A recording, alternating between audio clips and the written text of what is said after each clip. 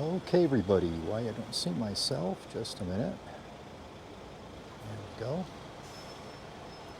Okay, hi everybody. Let's get in the sun a little bit, get ready to go. It's been a long time since I've had a movie on. Opa, yeah.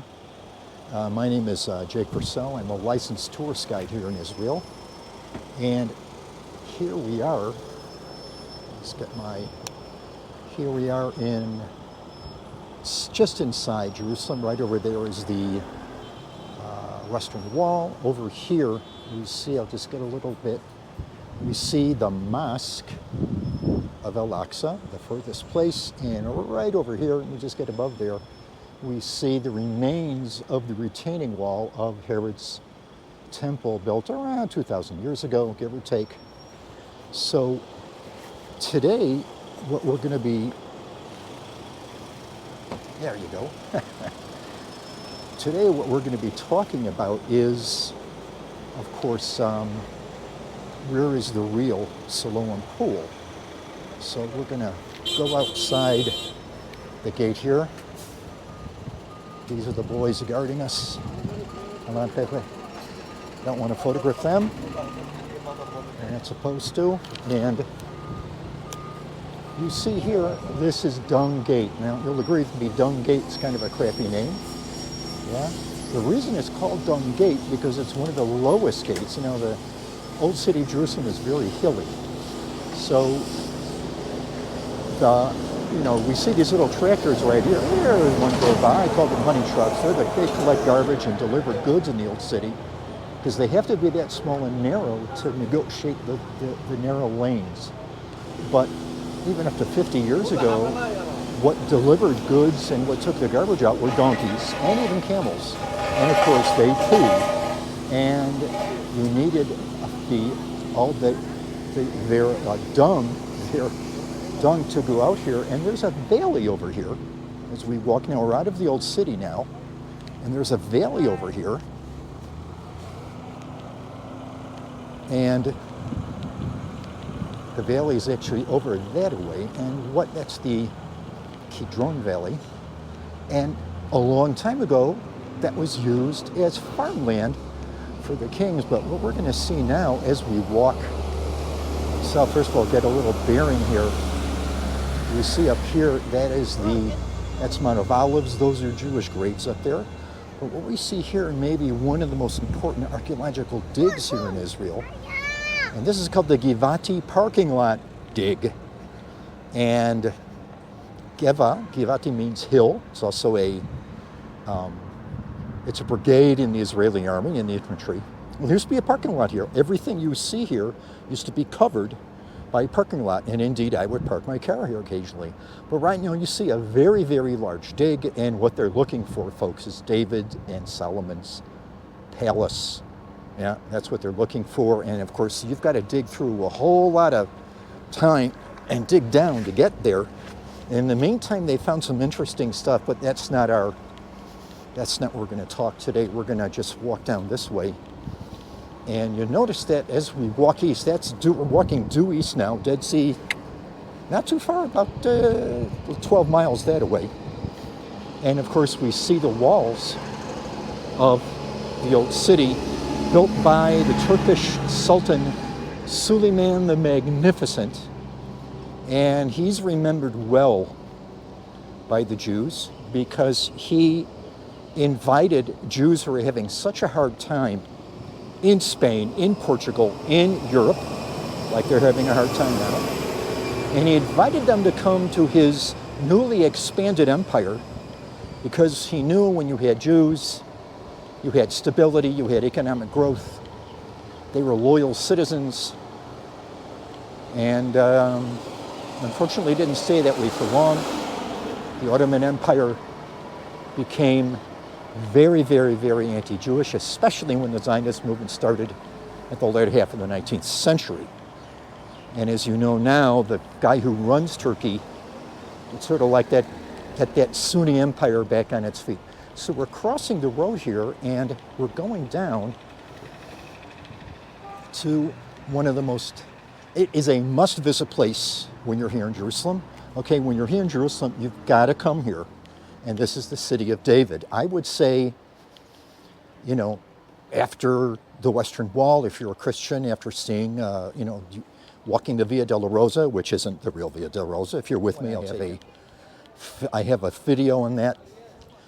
But we're going to a place that's important for everybody. Yeah, and that, of course, is the City of David National Park. So when you walk in, you'll see it's made of this beautiful limestone. All of Jerusalem is made in this limestone, which is found here.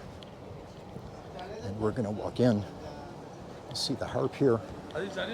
And we walk into the City of David. You can see they're having some sort of do here. Yeah. And as we walk in, those of you who haven't been here for a while, the new visitor center is going to be up there, and they're building it now. You can see there. And as you can see, crowded with tourists. Look at all the tourists here. Those of you who have been here before know that when you come to this place, it is actually packed with people. So I'm going to take a short break now. Let's get that up there. I'm going to take a short break now. I'm going to pay my entrance. Well, actually, I've got this, my guide's pass, so I'm not going to pay anything. And we're going to walk down, and this is the way you do it when you want to go to the Siloam Pool, either one. If you're here and you are mobile, you have to do what's called the Hezekiah's Tunnel. Okay, so this is where you buy the ticket for that. Let's turn off and let's go in. Hold on. Okay, hold on. Get my monitor on here. I'm not a YouTuber, I'm a tour guide. And I think that's what differentiates me with other people who make YouTube movies. I specialize in taking people around, usually private groups and buses, and showing them around. Now, let's change the subject. You've paid your entrance, so you've walked down and you've come to a place called Warren's Shaft and Hezekiah's Tunnel. Okay, you're going to either take the wet tunnel or the dry tunnel, and your tour guide will explain to you what that is. I'm not going to. But this is where you do it. Now, we're going to walk all the way down the valley there. You can see there's a valley down there. We're going to walk to the very end, that's the Kidron Valley, and walk to the very end where there is a large pool. Okay, when you do the wet tunnel, that's where and you come out, that's where I'm going to meet you right now. So, or in just a moment. Okay, so I'm just going to stop the recording. Okay, everybody, when you do the wet tunnel, Hezekiah's Tunnel, you come out here. You come out there, there's water in there. Depending on how many people, it's about a 15 to 20 minute walk. And you come out here at the Siloam Pool. But the thing is that you'll see these old columns here and a newer building built here. This pool was much larger, and this was the original Siloam Pool. And the Byzantines, in other words, Roman Christians, whenever you hear the word Byzantine, just think of Roman Christians. The Byzantines built a church here, and those stones on the bottom there might be from the church. I rather doubt it. I think this was much bigger. And then you see that this continues on through there. Now, this is water from a spring called the Shiloach. And in the Greek, New Testament is written in Greek, so it's called the Siloam. Shiloach means sent. So the water has been sent here, and in this part of the world, water flows downhill. Yeah. So the person who builds this huge waterwork is a guy named King Hezekiah, and he builds it so that the city will have water in time of siege, because around 700 BC, what I call them the Wehrmacht of the ancient world, the Assyrians, have put Jerusalem under siege. So we used to say that the Byzantines made a mistake, and this isn't the real Siloam Pool. Guess what, folks? This is the Siloam Pool. Right here, this is the real deal. This is what's left of it. Now, why this is important, because Jesus says, you know, we've got this concrete all around here and all this modern construction. It's hard to see what was here 2,000 years ago when Yeshua was here. So here's the thing, that exactly 33 years ago, another larger pool was found just yonder. And we're going to walk up these steps. Now, when you do this, this is the way you go out. And this is, there's a school of children from Eritrea, Christians who escaped that part of the world, southern Sudan. And those of you who have been here before, you might remember this fella who sold all sorts of bric-a-brac and nonsense to the tourists. And then it says to the Siloam Pool. Oh, wait a minute, isn't the Siloam Pool in back of us? Yes, it is. But we made a boo-boo. We, modern Israeli archaeologists, and they were putting in a sewer pipe about 35 years ago. And in this part of the world, we have to have a building permit, which means we have to have archaeologists check out the area, make sure you're not destroying anything. And that's what they found. They found this pool. You see over there where the archaeologists are working. What we're seeing is this part right here. So this was a large pool.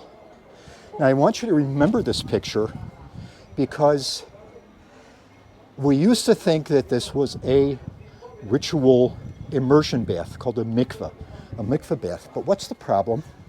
It doesn't fit. I mean, you're out in the open. You do a mikveh bath in the altogether. You don't do a mikveh bath. If you're a male, you don't do it in front of strange women or in front of anybody, right? So it's more private than a men's locker room. Let's put it that way. So as we go down, we see these steps. And these steps indeed were made by some king. We used to say it was Herod. Now we're not so sure. So here's the thing. 2,000 years ago, and this map is wrong. 2,000 years ago, there was this big pool here. And we used to think it was when pilgrims would come in the southern gate. Let me make sure you're seeing what I want you to see. Hold on. When pilgrims are going in the southern gate here, there's a gate here, and we used to think they would dip themselves and then walk up the staircase all the way up to the temple. There's the temple. But here, that's the Temple Mount, right? The temple, now we say Alexamas there, but that's the Temple Mount. Here's the thing. We found a whole bunch of mikveh baths all over. So, and why would you have to have a mikveh bath down there? And it just doesn't fit any type of mikveh bath we found. And the plain, simple answer is, folks, it's not a mikveh bath. It's a water reservoir, and it's bringing water to the pilgrims possibly here, filling in their water, filling up their water. It's a water reservoir. And the archaeology we're going to see now shows us this. Now, why did we think this was a mikveh bath? Because that sidewalk we found, there it is. There's this 2,000-year-old, at least, sidewalk, and it walks all the way up to the Temple Mount. Now, at the beginning of the film, I showed you this corner of a large building, the Temple Mount. That was the foundation of the Temple Mount. Well, that's where the sidewalk ends, and by the time tourism returns, whenever that will be, God willing, I hope it's close. So let me get this up. I hope it's close. You'll be able to take that walk, okay? Not from here, just on the other side. But this is getting a bit too long, and I want to just show you the archaeology we found that just puts us right. You know, that doesn't mean I think we'll take the stairway down. So I'm walking on these stones right here were built at the very latest by Herod the Great. Herod the Great is the guy that massacres the children in the book of Matthew, for my Christian friends out there. His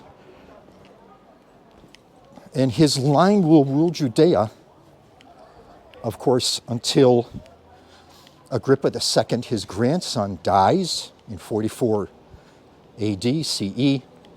And let's walk down here. You have to be careful. Now, these aren't steps.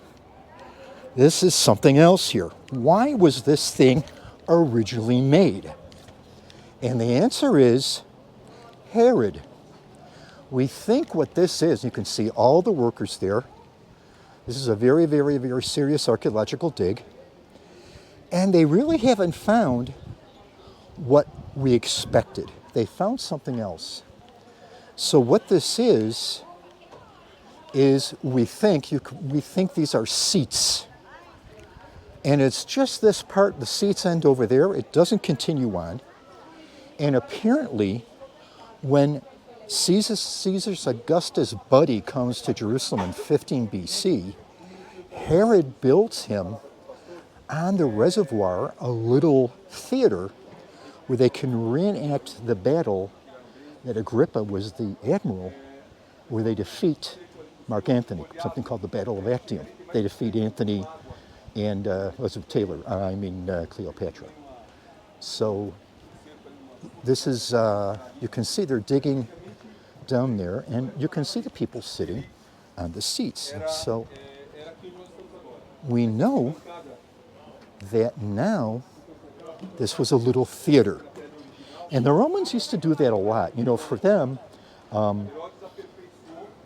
Caesar Augustus, you know, his name was Octavian, he whooped Mark Antony and Cleopatra and took sole control over the Roman Empire. And remember, the Roman Empire will last in some way or another all the way to, I think, 1453, when the Turks finally capture Constantinople. So the Roman Empire was around for almost 2,000 years, folks. And to celebrate sort of their coming of age, this little bitty water theater was built for the edification of Augustus's number 2 guy, a fellow named Agrippa. He'll die before Augustus. He was younger than Augustus. Augustus was very upset that he died. And of course, who takes over for Augustus is his adopted, his stepson, Tiberius. But that's another story for another day. So this is not the Siloam Pool. We're calling it the Southern Reservoir and Water Theater. So the real Siloam Pool was back there. This is something else entirely. And by the way, this research was just published a couple weeks ago. Things are always changing here. So God willing, if you come and see me and guide here, you get to hear it again. So my name is Jacob Vercel. I'm a tour guide here in Israel. Thank you very much for listening. Bye-bye now.